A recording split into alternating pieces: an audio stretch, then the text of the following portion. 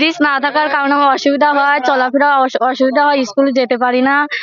আমাদের একটা নৌকার অসুবিধা হয়, একটা ব্রিজ হলে ভালো হতো। এখানে আমাদের ব্রিজ নাই, আমরা হাটে চলাচল করতে পারি না। বা আমাদের যে ছেলে মেয়ে আছে তারা মির্জাপুর স্কুলে, প্রাইমারি স্কুল আছে, ওখানে আমরা যখন আমাদের বাচ্চাদের স্কুলে পাঠাই, আমাদের এখানে পাঠাতে খুব ভয় করে, যার কারণে ব্রিজ নাই, যে আমাদের বাচ্চারা এখান থেকে যাবার লাগলে পরে পড়ে যেতে পারে। এই কারণে আমার অনেক অসুবিধা।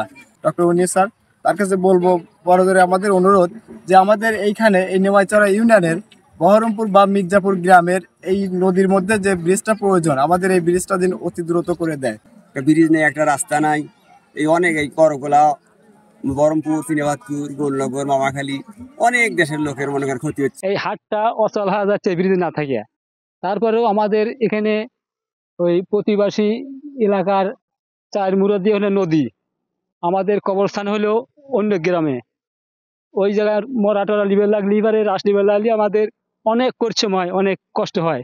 এবং একটা মানুষ যদি সহসে থাকে, তার যদি কোনো ডেলিভারি করতে হয়, আমাদের নৌকা ছাড়া কোনো পথ নাই। এতে খুব আমাদের অসুবিধা হয়ে যায়। ওরা ওপার হচ্ছে মির্জাপুর আর এপার হচ্ছে বহরমপুর। এই বহরমপুরে মোট কয়টা গ্রাম নিয়ে হচ্ছে একটা গ্রামের জায়গায় বেলগাছি আছে, বহরমপুর আছে, করকোলা আছে।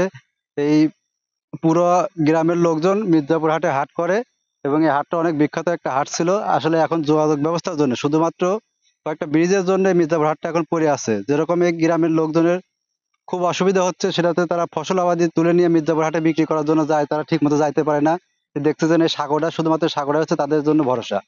8 মাস পানিতে ভরে থাকে, নৌকা নিয়ে পার হলে গেলে পরে ওই গরমে নৌকাতে লিভারটা উঠতে গেলে পরে পড়ে যায়। যাওয়ার ঘাটা নাই, নৌকোয় পার হওয়া লাগে, নানান সমস্যা, গাড়ি ঘোড়া আসে না, ছেলে পেলে যাইতে পারে না, কলেজে সাল পাল। আবার আমার এদিক থেকে